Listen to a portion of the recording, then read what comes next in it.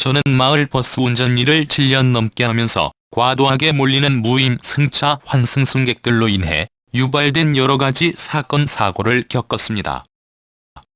신호 위반하다가 면허정지, 만원 버스 안에서 환승자들 사고, 정류장 문란 과태료와 그 이자, 일부 승객의 불친절 무정차 신고, 태연하고 예사롭게 부정승차하는 승객과의 다툼, 골목길 불법 주차 차량 손괴로 누명 쓰고 형사처벌을 받으면서 생각해보니 모든 사건, 사고의 깊은 원인이 서울시 환승제도에 있는 것을 깨달았고, 그래서 자구책을 찾기에 이르렀습니다. 이 점을 말씀드리겠습니다. 10km 이내에서는 환승을 5회까지 계속해도 추가 요금 없이 기본 요금만 적용됩니다. 이 뜻은 승객들이 10km 이내에서 환승을 하면 5번을 공짜로 탈 수 있다는 것입니다. 그렇다고 서울시에서 환승자가 한 번 탈 때 현실적 요금인 750원을 대신 주는 것도 아닙니다. 어떻게 계산하든 어떠한 방식의 산출로든 환승자를 한 명 태웠을 때 나눠 떨어지는 결과적인 금액은 약 100에서 300원입니다. 즉 평균 200원입니다. 승객 입장에서는 공짜이기 때문에 아주 가까운 거리도 걷지 않고 그럼으로써 버스를 타는 환승자들이 많다는 것은 통계에도 나옵니다. 그럼 5명 태우고 1,000원 받는 것이고 50명 태우고 만원, 제가 평균적으로 하루에 500명 태우는데 10만원 받는 것입니다. 정상요금인 750원 받는다면 133명만 태우면 10만원이 나옵니다. 그럼 나머지 367명 분인 27만 5,250원이 어디로 사라졌습니까? 환승자가 원인이 돼 사고 났을 때 27만 5,250원에 한 달치인 825만 7,500원에서 10원도 안 주고 1년치 9,909만원에서도 10원어치도 책임지지 않습니다. 500명 태우다 보면 그중 한 명이 넘어지거나 문에 끼일 가능성은 133명 태울 때보다 훨씬 높아집니다. 이것은 제가 133명 태울 때보다 500명을 태워야 함으로써 사고 확률이 산술적으로 370% 늘어났다는 뜻인데, 제한된 운행시간에 3에서 4배를 더 태워야 하는 물리적인 관점에서 봐도 확실합니다. 환승제도가 없다면 시내 버스에 대해 월등한 경쟁력이 있기 때문에 지금보다 환경이 쾌적해지기 때문에 예상치를 아주 낮게 잡아도 500명의 3분의 1쯤인 165명을 태울 수 있습니다. 그래도 10만원보다 많은 12만 4,500원이면서 사고 확률도 절반 이하로 내려갑니다. 그리고 이때에는 500명을 태우게 된다면 회사에 그에 따른 월급 인상을 당당히 요구할 수 있습니다.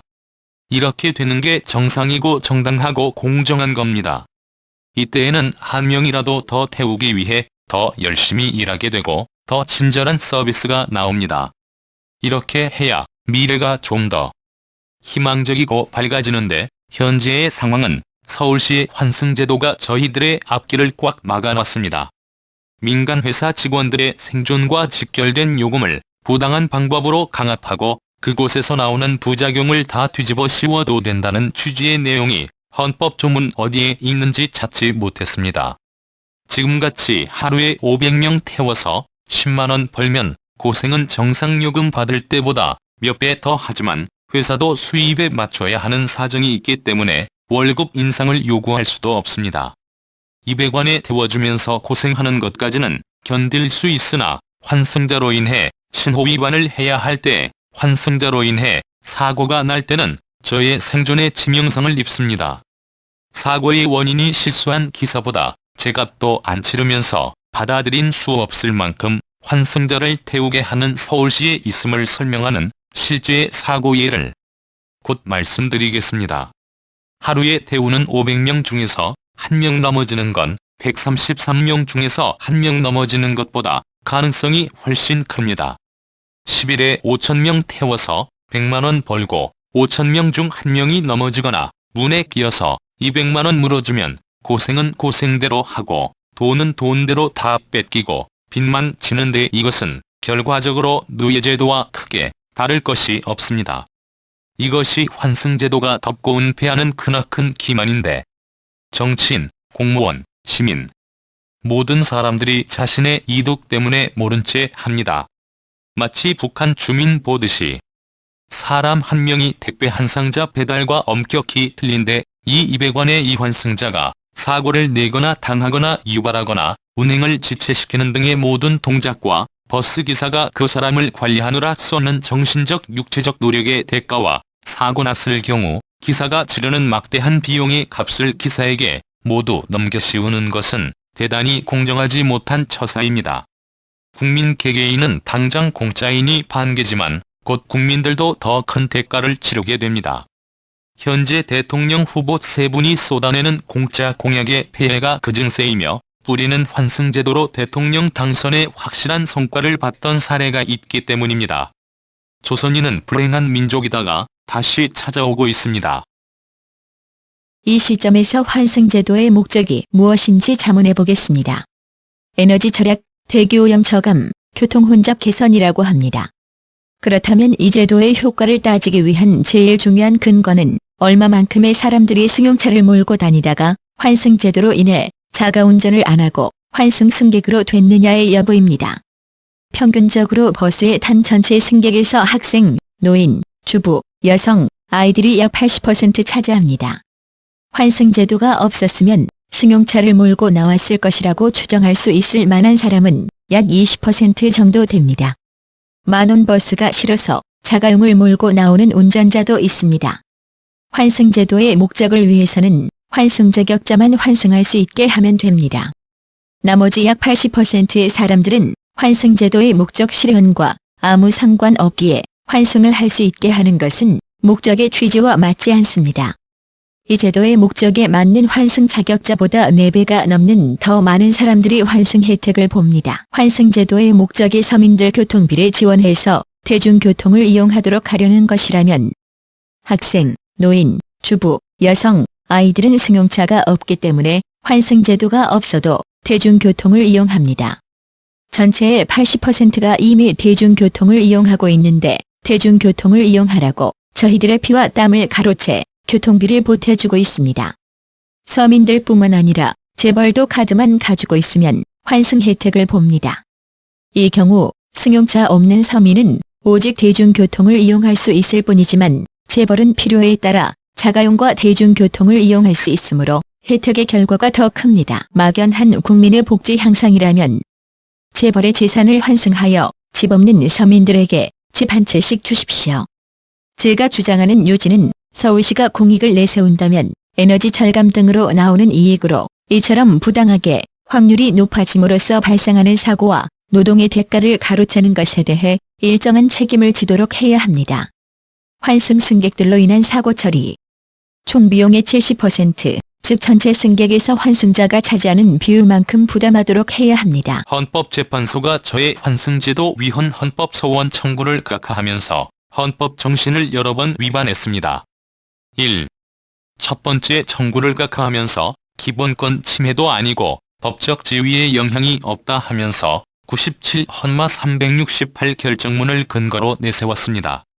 그런데 거기에 나오는 청원경찰 청구인은 제가 겪고 있는 것과 같은 환승제도의 부당한 방법이나 불법적인 수단의 허점을 알면서도 묵인 방치하여 그 폐해의 처리를 기사에게 떠넘기는 비열함과 상등한 청원경찰법 시행령이나 청원경찰법에는 불법적인 내용이나 그 묵인 방치가 없기 때문에 그로 인해 저의 면허정지 40일에 해당하는 복무박탈 40일이나 저의 1년 연봉에 해당하는 금액만큼의 청원경찰 청구인 연봉의 10%만큼의 금액이라도 손실을 입은 적이 없습니다. 청원경찰 청구인은 앞으로도 자신의 의지에 반하여 저의 면허정지 40일에 해당하는 복무박탈 40일이나 저의 1년 연봉에 해당하는 금액의 손실을 청원경찰법 시행령이나 청원경찰법으로 인해 입을 확률이 0%입니다. 퇴근 시간대에 미어터지게 환승 승객들을 꽉 태웠습니다. 절반이 두세 정거장 가는 사람들입니다. 문도 안 보입니다. 그래서 문 닫습니다. 문 닫아도 돼요? 승객들에게 물어보았습니다. 아무 대답이 없어서 또 환승객들을 가다 내려주고 태워야 하는 환승정책에 충실하기 위해서 문을 닫았습니다. 순간 어떤 여자가 비명을 지릅니다. 저는 돈이 없어 회사에 떠넘기고 퇴사하려다 생각을 바꿔 대출을 받아 합의금 220만 원을 주었습니다. 지금도 새마을 금고에 대출금을 갚고 있습니다. 버스기사로서의 법적 지위에 영향이 없는 건 이렇게 만든 사람들의 선행 때문이 아닙니다. 2. 지하철로 환승을 하게 되면 시내버스나 마을버스나 똑같이 1,050원을 받으므로 승객들은 시내버스를 선택합니다. 시내버스가 마을버스 앞에 가면 약 80% 손님을 다 쓸어갑니다. 공정거래가 아닙니다. 더군다나 서울시가 환승 승객 요금으로 약 200원을 주는데 이 가격은 노동의 대가를 가로채는 것입니다.